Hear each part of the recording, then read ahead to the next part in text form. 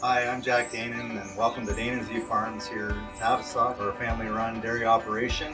We milk approximately 110 cows and ship just over 1 million liters of good quality milk a year. And when we talk about quality milk, and you'll see it when you go to the grocery stores, look for Canadian quality milk. And it means that we, as dairy farmers, follow stringent guidelines in producing a high-quality product, which we can deliver to you, the customer, knowing that a lot of things have been met to ensure that quality product. So look for the blue cow on your dairy products and you guarantee that it's 100% Canadian milk. A good dairy operation always starts with little baby calves. Cow usually gives birth about once a year, maybe a little longer. And the goal is to get heifer calves for replacements. But yes, we also get bulls that we also raise up on our farm. Each calf is born, we feed it the mother's milk, the colostrum, which is full of antibodies to help give this calf a good start. The goal is to get these calves off growing well and staying healthy. Each calf is, we put an ear tag in it, and that's a unique number to that calf.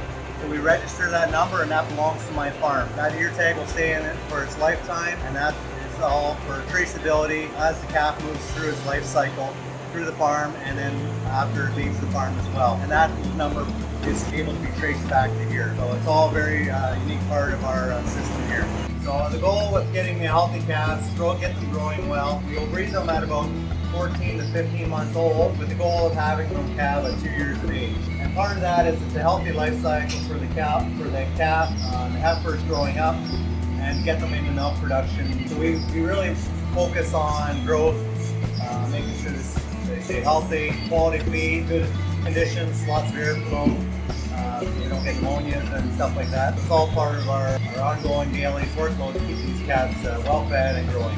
So when the cows give birth at about 2 years of age, we keep the milk separate for the calf for the first 3 days and feed that to give her that antibody boost. And once the cows are been separated, the milk is separated for 3 days, they go out into the main group of the milking cows. So here we got the main group of milking cows. You can see the sprinklers have started. It's all part of helping cool the cows. We also have the manure scraper going here, so that the alleyways are cleaned every 3 hours. The scraper will come along and push the manure all down to the far end of the barn. And part of that is just keeping the alleys clean, better for foot health on these cows. We also really strive on cow comfort, and we talk about the sprinkler systems. It's a pretty hot day today.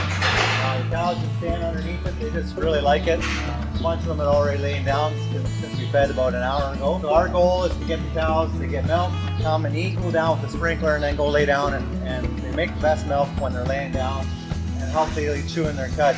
So if you walk up, you'll see the first cow here, they're just chewing away. And that's healthy. That's when you know the cows are doing well. We do our bedding with sawdust, and we talk about cow comfort. We want the cows to lay down. So if their stalls are comfortable, they will lay down. So we got deep bedded sawdust under these cows, and we do that once a week. We'll get a load in, and we will spread that sawdust once a week. We also have the big fans up there, and they will speed up and slow down according to the temperature. So yeah, by this afternoon, when it gets really hot, those things will be just going like crazy. But they move a lot of air and they're nice and quiet. That's also the kind of the goals. Cows like routine and they like habit. So we try to keep things quiet and keep our cycle moving fairly motion-free, I would say. So in the winter time, we have curtains on the side of the barn, and they will close up in the winter time. And the temperature, we like to keep it around 5 to 6 degrees. That's when it's the best for the cows. We have had it low freezing in the barn, but not for very long. All the water is tempered water, so we take some heat from the milk and we warm up the water a bit, and they like it better. They don't really like ice cold water. So that's important for the cows. They have to drink a lot of clean water. Our herd average is between 10 and 11,000 liters per cow per year, and it takes about 4 liters of water to make 1 liter of milk. So that it's quick math, that's a lot of water to make milk. So it's very important to keep the water very clean. We'll feed the cows a mix of feed, and we put that down twice a day, in the morning and night, so they have fresh feed. So we're currently milking with robots.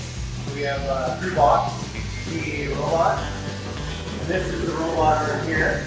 And on here there's a camera, and that's what feeds the udder. The camera or robot will pick up the milk cluster, go underneath the cow, look for the teeth, and attach the cup. The teeth will be washed in the cup, and that water and milk mixture is dumped down the drain. And once the color sensors have sensed that the milk is clean, the milk will get sorted and go into a jar here. And once the cow is done, it'll get pumped to the tank. So here up on the screen, you can see that what the robot sees. The milk is going on. Once the robot has sensed milk flow coming out of the cow, it'll then release the cluster and pull out from underneath the cow so that it can be ready for the next one. We also feed the cows in the robot, so that's part of the attraction to come to get milk. They'll stand there. We have feed charts based on their milk production. So the higher their milk production, the more feed they get when they come to the robot. We average about 2.5 to 2.7 milkings per day, and at about 13 liters per milking. There's the robot arm coming out from the cow. Milk is attached.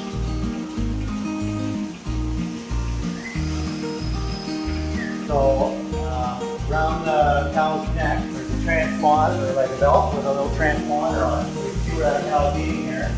That green box on the feeder is what identifies her and tells her what number it's in. So that's how the computer knows which cow it is, and they'll record how much milk they give, and it also tells how much feed to feed them. That's all part of the computer algorithms that we have set up for this cow.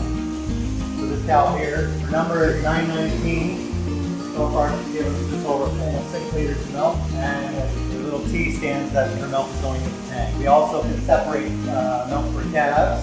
We'll put a bucket underneath the spout, and the milk will get sorted for the calf, and that way you can take it to your calf. We have 2 milk filters here, so all the milk goes through a filter before it goes to the tank. So I can show you. So these filters get changed a couple times a day after the robot goes through a wash. So this filter got put in clean this morning, and then after the wash, the filter will automatically switch to the other filter. So that's done twice a day. So on the screen here, part of our job when we come into the barn, we will check the screen and we will look for cows that are high percentage that need to be will get milk, called fetch cows. So anything usually over 140%, 140, 150%, we'll go get them and check and make sure everything's okay, and if everything's good, then we will just let them go through the robot on their own. And we can tell right from the screen here whether they're in the waiting area or the main barn. So sometimes if this top cow's at 140%, but she's already in the waiting area, so I wouldn't have to go fetch her, wouldn't have to go looking for her. So yeah, that gives us an indication of how long ago they got milk. And if we wanted to, we can click on that animal and we can go back and see what she did yesterday or the day before, and it gives us a lot of information here. So this is our mechanical room.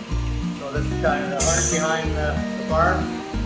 We got the vacuum pump here, so that's what creates the vacuum to milk the cow. We got air compressor, water heater. We need a lot of hot water to keep things clean. One thing I did forget to mention, the robot, we have a lot of stainless steel. All the milk goes through stainless steel, and that's all just because it's cleanliness. We want to keep that milk as clean as possible before the milk truck picks it up. So we have water softeners. The milk comes up through the lines there from the robot. And we talked about the tempered water. So up top there, you see the water lines going in. So there's actually a cool heat exchanger there. So the milk goes through one way, the water goes through the other way. So it picks up that, starts the cooling process. So then the milk goes into the tank from there. This is the back end of the tank. And then we have the milk needs to be cooled. It comes out of the cow at about 36, 37 degrees. And we'll have to cool it down to 3 degrees as soon as possible. So then we got a cool unit here to cool that. And we also have a preheater. So that helps take some of the heat that we pull out of the milk to use for our hot water. So the milk comes in from the robot through these lines down here and goes into the bottom of the tank. So we get it into the bottom of the milk so that it's not splashing on the top. Because when it splashes on the top, it creates a lot of bubbling and separation of the milk. So the milk truck comes every other day, pulls his hose in, hooks up his hose. First thing he does is he opens the lid on the top and he smells the milk. If it smells in any way sour or looks off color, he will reject it and leave me a note, and I have to deal with the milk. Next thing he does is takes a sample, puts it in his cooler in the truck, and basically that sample gets tested for the fat, protein, and other solids in my milk. It's also tested for antibiotics if there's any. Before the truck gets unloaded, that milk will get tested for antibiotics. If it is test positive, then the truck doesn't get unloaded, and I end up paying for the truckload. We are very stringent on keeping the milk, any treated cows, keep that milk separate and doesn't end up in the tank. We will then measure it, measure the volume so that I get paid for the volume, and Once everything's good to go, then he starts pumping. When it's done pumping the milk out, he closes up the tank again. He will turn the wash on. The tank gets washed every other day. And while that tank is washing and he's unloading it, the milk will actually go into this buffer tank. So because the robot is milking 24 hours a day, the milk is getting dumped into there because with the truck and the wash, it takes about an hour and a half. So during that hour and a half, the milk is going into the buffer tank. When the tank is all washed and it's clean, the milk in the buffer tank will be automatically dumped to the tank, and then the buffer tank goes through the wash. And yeah, the cycle continues every other day. So part of our quality control is we have a TTR, we call it, or a time temperature recorder. So it keeps track of the temperature of the milk. Currently it's at 2.9 degrees. Keeps track of our tank wash temperature and our milk pipeline temperature wash. So if I have any hot water issues, I will get alarm on this thing and I have to deal with it right away. It also keeps a record. It's got a SIM card in it, so when we get inspected, the inspector could go back up to 2 years or more and look at all the alarm history, and I have to explain what I did about the alarm. So if I get alarm for a low wash temperature, then I have to put in a notebook. I fixed the water heater, I found this issue. All the alarms have to be explained. So it's very stringent controls on the quality of the milk. Temperature is all recorded, so he can see if there's any spikes in temperature. So that all has to be dealt with and kept track of. So under our quality milk control, and we really emphasize that, we have a program for dairy farmers in Ontario. Actually, it's across Canada. It's called Pro Action. So we have to keep a lot of records on what's going on our farm, so that if something goes awry somewhere, then we have to be able to identify what was done about it, how we dealt with it. So we have a book, yellow binder. It's our standard operating procedures, and in there we keep a whole bunch of records, protocols in place for everything we do on our farm. And we're supposed to keep track of that. So the inspector will come in, and when we're explaining what we're doing on the farm, we have to have it in the binder to back it up what we're doing. That way, all the employees are on the same page. So if you have people working for you, they're supposed to be able to follow the procedures that are laid out for this farm. And that's all part of our Pro Action control and the quality milk assurance that we give as dairy farmers.